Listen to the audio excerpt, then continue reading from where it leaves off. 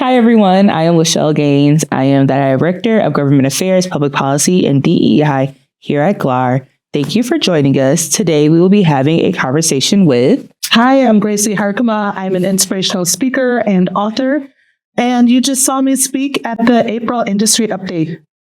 Yes. So we're going to get into a few questions. For those that haven't been able to hear the industry update, you can always check it out on GLAR Academy or talk to a colleague. It was a great presentation. Thank you so much for joining us today. Oh, thank you, Lachelle. Appreciate you having me. Yeah, of course. So we have a few questions, especially acknowledging that it's Fair Housing Month, and all things fair housing is super important. And we want to be able to extend this conversation outside of just a presentation, right? Mm-hmm. So based on some of your personal experiences, you have lived and interacted with people that are very different from you, right? What are some things to keep in mind when working with people that may have different life experiences? Yeah, thanks so much. I think it's important to note that most all of us have different life experiences. I think it's easy for us to think because someone looks like us that they must be like us. Mm-hmm. But in the words of Kendrick Lamar, they're not like us. But really, so many of us, we've lived different experiences, different journeys, different backgrounds. And it's important to let others tell us who they are before we make assumptions, before we make judgments. There's a quote by a woman named Virga Myers that I love. And she says, biases are the stories we make up about others before we know who they actually are. So often when we meet people, especially when they appear to be a different background than us, we make up the story about them before we really know who they are. So take that time, take that moment to get to know someone, step outside of your comfort zone. And it might feel awkward. It might feel clunky. But in the words of Maya Angelou, people won't remember the words that you said or the things that you did, but they will never forget how you made them feel. And even if it might be a little awkward or clunky, but that moment of connection, that moment of stepping outside of yourself to actually get to know and understand and learn about someone else, that's the powerful moment that others will take with them as well. I love that. That's a very good point. And I'm a big Maya Angelou fan, so I love that quote. Me too. And that goes really well into our next question. What advice would you give to someone who feels like they have to hide parts of themselves to be successful? So that's something that is really near and dear to me, where I hid so many parts of my identity, specifically because I felt like if I was able to show my authentic self, that I wouldn't be able to climb the corporate ladder, or I wouldn't be able to grow in my career.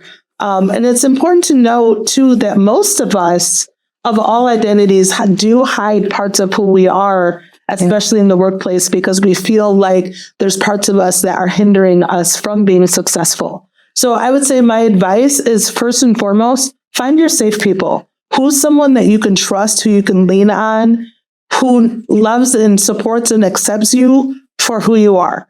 We don't have to show our full authentic selves to every single person that we meet at hello.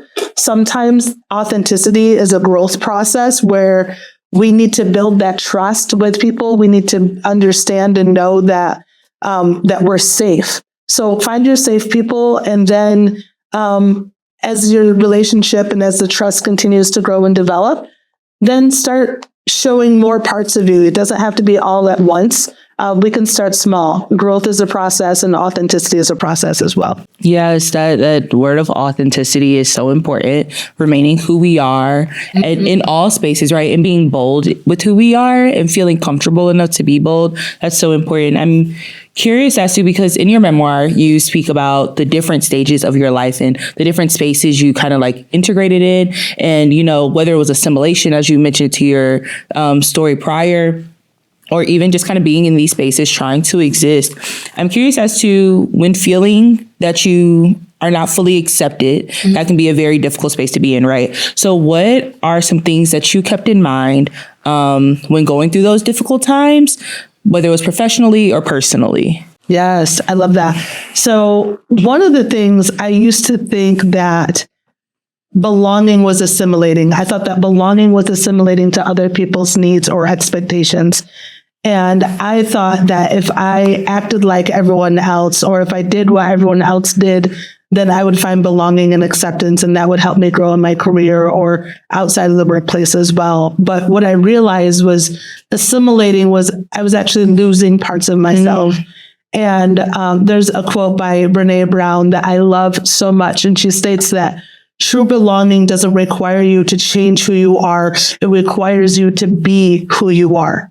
So when we're able to change that narrative of having to fit in or be someone else or be something that we're not, but when we're able to accept and love ourselves for who we are, then we're able to feel more comfortable to be more authentic in other spaces. And so I would say, those moments, it begins with us. How are we in tune with ourselves, with our own well-being before other people? So other people don't have the authority or the power of our belonging. We have the authority and the power of our belonging. Our belonging doesn't belong to others. Yes. So when we, first and foremost, we have to show up for ourselves, even if we are the only ones in the room, show up for you because you are worth it. And when you know and begin to harness your own worth and your own value, that's what's going to help propel you through the hard times. That's what's going to help you to rise through the adversities that life throws at us when we stay centered in our being and our purpose and who we are and who we're grounded in. I love that. I like that you keep utilizing the word belonging. Recently in the inclusive realm, there has been that B added on to the end of DEI. So diversity, equity, inclusion, and belonging. Yes. They say you can't feel belonged if the first three letters are not being completed in a space. And so I think it's super impactful to encourage people to make sure they feel like they're belonging and that they're pushing that belonging, even if those other three letters haven't been fulfilled in spaces. Yes. And you've kind of mentioned in the conversation upstairs that there's this misconception about DEI. People hear DEI and they're like, okay, race, gender, orientation, like that's it, right? And so I'm curious as to what you think about what people get most wrong when it comes to equity and inclusion, and especially in the realm of housing. Like, where do people get, confused or feel like it's not relevant, maybe? Yeah, definitely. So circling back to DEI, we often, the D in diversity, we think about, our misconception is to think solely, to your point, about race or gender orientation or the physical identity characteristics that we see on one another. But diversity is everything that encompasses us. All of us have different dimensions of diversity, whether it be the things that we see on the surface, like our race or our gender, or also the things that we don't see, like our background, our perspective, our insight, our talent, our skill. All of us have different dimensions of diversity. Diversity is everything that we bring to the table. And inclusion is ensuring that we're included at the table, that we're valued at the table, that we have a seat and a voice at the table. And so often the misconceptions that we have as it pertains to the real estate industry is we're so quick to look at the outward characteristics. We're so quick to look for the blatant racism or the blatant discrimination, without taking into account that fair housing also means that we're treating everyone with respect, with value, the way that they deserve to be treated. We don't have to, it doesn't have to be something as jarring as this a wild lawsuit or this wild situation of blatant discrimination. But being intentional and seeking to understand, to really learn and understand who our client or our prospective clients, what they want, what they value, what's most important to them.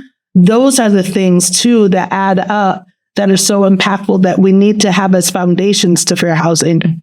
I love that. That is so true. And as we speak about being aware, right, when coming to fair housing, I am curious as to what can realtors do when they are working with people with different identities. So whether that means they're looking for communities that they know are inclusive or even accessible spaces. So, for those people that have different abilities, what can realtors do to do better when, finding spaces for people with different identities? Yeah, I would say first and foremost, seek to understand. Yeah. We often think as realtors, as professionals, and as leaders that we think that we have to be the expert at everything, that we have to know all the answers. We don't. We don't have to be the expert at that. What we should do though, as leaders and as real estate professionals, as realtors, it's our role to meet our people where they're at, even when they're in a different space, when we're in a different space, when we have different backgrounds, seek to understand and really get to know them.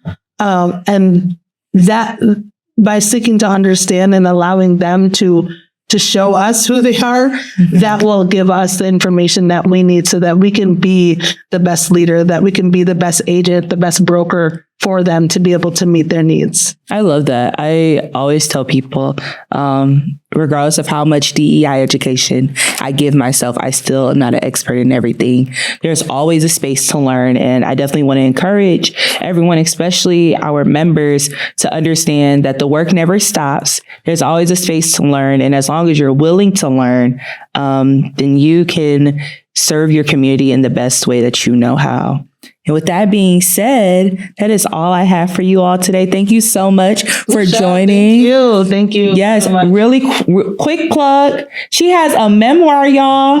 If you would like to tell us where we can get it and what the title is, that'd be great. My memoir is called Rising, and the subtitle is From a Mud Hut to the Boardroom and Back Again. And it is Rising speaks about rising through the adversity that life throws at us. And it's about my journey being born in the Congo in a mud hut amid civil unrest, to a young teenage mother who was near death and wanted me to have an opportunity at life where I was near death as well from disease and malnutrition, and was adopted. And I moved to the US and rose through the adversities and rose into leadership roles in business. My book is available everywhere you buy books, Amazon, Barnes & Noble, your favorite local bookstore. Also, I narrated the audiobook, and that's available on all platforms as well. Perfect. I hope you guys check it out. And thank you for joining us today. Thank you.